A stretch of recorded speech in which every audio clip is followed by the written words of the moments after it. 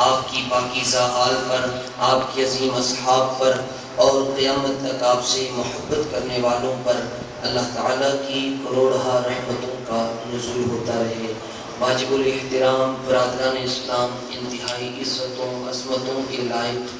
نبی پاک صلی اللہ علیہ وآلہ وسلم کے غلاموں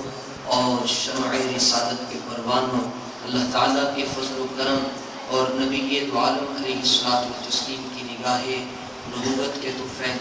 ہم سب کو یہ پاکیزہ حاضری نصیب ہو رہی ہے۔ اللہ تعالیٰ اس حاضری کو اپنی بارگاہ کے اندر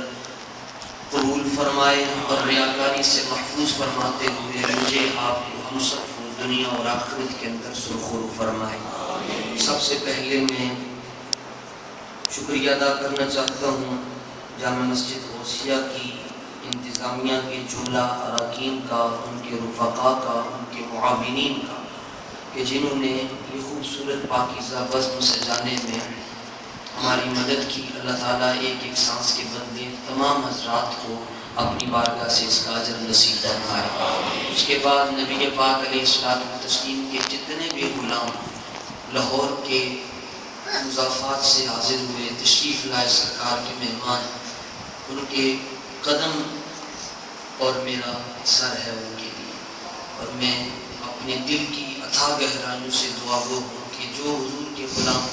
اس گناہگار کی دعوت پر یہاں پر حاضر ہوئے، اللہ تعالیٰ ان سب کی کامل بخشش اور مغفرت فرمائے، اور جس ہستی کے لیے آئے، جس ذات کے لیے آئے، اللہ تعالیٰ اپنے محبوب علیہ السلام کا دیدار نصیب فرمائے۔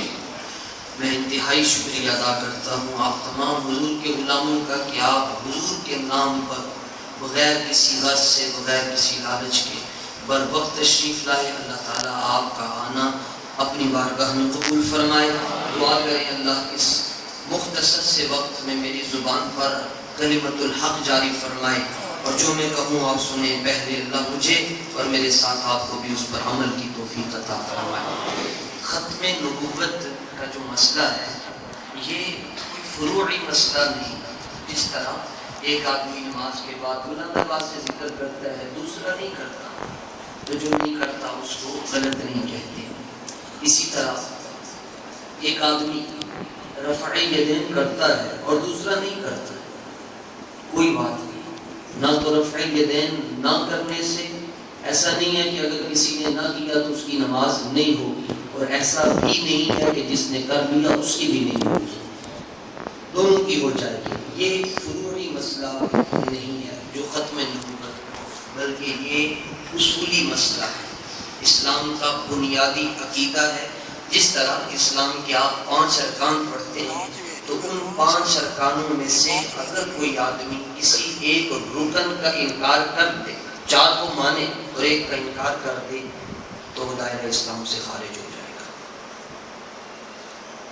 اسلام کے کسی بھی رکن کا انکار کرنے سے انسان دائرہ اسلام سے خارج ہو جائے گا۔ اسی طرح جو آدمی حضور نبی پاک علیہ الصلوۃ والتسلیم کے خاتم النبیین ہونے کا انکار کرتا ہے، وہ آدمی دائرہ اسلام سے خارج ہو جائے گا، مرتد ہے، اور اللہ تعالیٰ اسے جہنم کے بدترین طبقے کے اندر سزا دے گا۔ یہ مسلک آپ کی خدمت میں عرض کرنا، اس کی مثال عرض کرنا چاہتا ہوں۔ وزیر، امیر، مشیر، بلکہ معمولی سے جو سرکاری دفاتر ہیں ان کے باہر لکھا ہوتا ہے بغیر اجازت کے اندر آنا ممنوع۔ کیوں؟ اس کی وجہ یہ ہوتی ہے تاکہ قیمتی اشیاء اور سرکاری کاغذ چوری نہ ہو جائیں۔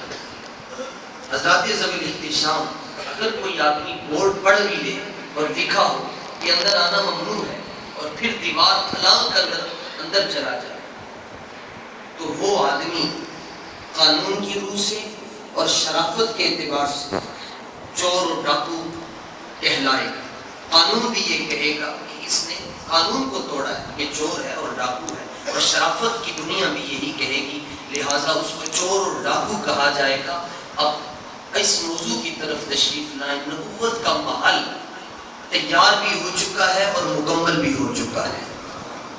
اس کا آغاز حضرت آدم سے ہوا اور اس کا اختتام جناب محمد رسول اللہ سے ہوا، اور حضور صلی اللہ علیہ وآلہ وسلم نے سب سے آخر میں تشریف لا کر باہر بورڈ لگا دیا، فرمایا لا نبی بعدی میرے بعد نبی کوئی نہیں آ سکتا، میرے بعد نبی کوئی نہیں آ سکتا۔ اب جس آدمی نے اس بورڈ کو پڑھا بھی ہے اور اس کے باوجود دیوار پھلانگ کر اندر چلا گیا اور نبوت کے کاغذ چوری کرنے کی ناکام کوشش کی، جب دنیا کے قانون کے مطابق ایک آدمی چور اور ڈاکو کہلاتا ہے تو یہ قانون کسی دنیا والے نے نہیں بنایا، یہ قانون تو میرے اور آپ کے رب العالمین نے بنایا ہوا ہے۔ فرمایا جس طرح میں رب العالمین ہوں اسی طرح میرا حبیب رحمت للعالمین بھی ہے اور ساتھ خاتم النبیین بھی ہے۔ اب جو آدمی اس بورڈ کو پڑھنے کے باوجود اس کی دیوار کو پھلانگ کر اندر چلا گیا اور نبوت کے ڈاکومنٹس کو چوری کرنے کی ناکام کوشش کی، اس کو دنیا میں بھی سزا ملی، اور دنیا کی سزا یہ تھی کہ وہ بیت الخلاء کے اندر اس کو موت واقع ہوئی، اب بھی قبر کا عذاب اس کو ہو رہا ہے، اور حشر کے اندر تو حضور کے سارے غلام دیکھیں گے، حضور کے سارے عاشق دیکھیں گے کہ بڑے بڑے گناہگاروں کو اللہ بخش دے گا، لیکن یہ ڈاکو، یہ چور جس نے میرے اور آپ کے آقا صلی اللہ علیہ وآلہ وسلم کی ختم نبوت پہ ڈاکہ ڈالا ہے، ساری خدائی میں اگر سب سے زیادہ کسی کو عذاب ہوگا تو ان لوگوں کو ہوگا۔ وہ 30 لوگ ہیں جنہوں نے حضور نبی پاک علیہ السلام کی ختم نبوت پہ ڈاکہ ڈالا۔